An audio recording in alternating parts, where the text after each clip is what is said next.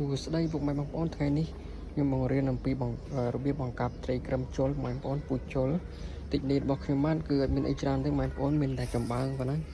ហើយនឹងស្លឹកចេកប៉ុណ្ណឹងហើយនឹងអំបិលតែប៉ុណ្ណឹងទេគឺអាចបង្កាប់ត្រីបានហើយបងប្អូនទី1យើងត្រូវបំពន់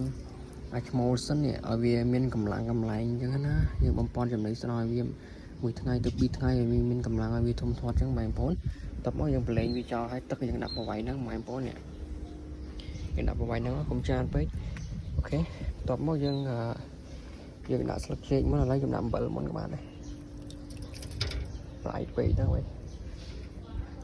អូខេយើងដាក់អំបិលប៉ុណ្ណឹងបានហើយតបមកយើងដាក់ស្លឹកចេកដាក់ត្បាល់សិនចាំខ្ញុំស្គប់វីដេអូសិនអូខេបងប្អូនបន្ទាប់ពីយើងដាក់ស្លឹកចេកបានប៉ុណ្ណឹងហើយបងប្អូននេះយើងដាក់ប៉ុណ្ណឹងមកយើងដាក់ធំពេកយើងដាក់វាទូចៗមកប៉ុណ្ណឹងមកបងប្អូនស្លឹកចេកនេះមួយថ្ងៃក្នុងមួយថ្ងៃវានឹងធ្លាក់ទៅក្រោមបានហើយបងប្អូនវានឹងធ្លាក់ទៅបាត់ក្រោមអូខេហើយយើងដាក់ចម្បាំងទៀតបងប្អូនអូខេបងប្អូនចម្បាំងយើងរោយវាពីលើអញ្ចឹងណាបងចម្បាំងហ្នឹងគឺវាធ្វើពពុះត្រីវាធ្វើពពុះនៅតាមគៀនចម្បាំងហ្នឹងបងប្អូន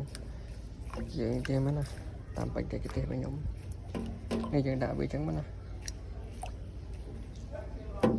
នេះឈ្មោះនៅក្នុងហ្នឹងយើងទុកវាក្នុងមួយថ្ងៃសិនបងប្អូនហើយវាចេញពណ៌ទឹកហ្នឹងឲ្យស្អាតតិចមកបន្ទាប់មកយើងប្រឡែងពីមេចូលបងប្អូនស្មើនេះគឺមានសារៈសំខាន់បងប្អូនស្បូវនេះពេលដែលវាលួយទៅកូនត្រីយើងងាស់មកមិនបាច់ដាក់ចំណីទេវាស៊ីចំណីទៅវានឹងទុំជាប់ជាមួយនឹងស្លឹកហ្នឹងស៊ីបានបងប្អូនតិចនេះរបស់ខ្ញុំបានយើងដាក់តែប៉ុណ្្នឹងបងប្អូនហើយយើងចាំមើលវីដេអូបន្តទៀតខ្ញុំប្រឡែងមីចូលខ្ញុំទុកវាមួយថ្ងៃសិនបងប្អូនឲ្យវាចាំទីតាំងឲ្យវាទឹកពណ៌ស្អាតចឹងណានៅពេលដែលយើងដាក់ឲ្យឈ្មោះចូលនៅក្នុងពេលព្រឹកឬក៏ពេលថ្ងៃក៏បានដែរ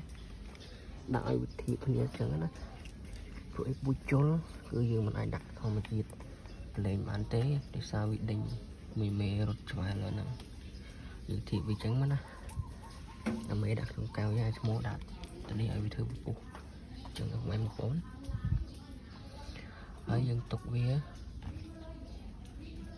ក្នុងពេលល្ងាចចាំមើលវាធ្វើពពុះអត់ឥឡូវនេះខ្ញុំដាក់ពេលព្រឹកល្ងាចឡើងយើងមកមើលថាវាធ្វើពពុះអត់បើសិនជាវាធ្វើយើងប្រឡែងយើងប្រឡែងនេះខ្ទង់ម៉ោង6ទៅល្ងាចចឹងណាតបមកព្រឹកឡើងបានវាចាប់ផ្ដើមគៀបមីញីចឹងណាបងប្អូនតែបើសិនជាពេលល្ងាចអាចឈ្មោះវាអត់តន់ធ្វើទេយើងក៏អត់តន់ចាក់ប្រឡែងដែរឲ្យវាធ្វើសិនបន្ទាប់ពីវាធ្វើពពុះហើយបងប្អូនយើងប្រឡែងវាទៅក្នុងពេលល្ងាចណាយើងធ្វើពពុះតិចវានឹងអាចធ្វើពពុះថែមទៀតក្នុងពេលល្ងាចម៉ោងយើងប្រឡែងវាម៉ោង6កន្លះណាដើម្បីរៀងយប់បន្តិចយើងប្រឡែងវាទៅព្រឹកឡើងវាអាចគៀបមីបាន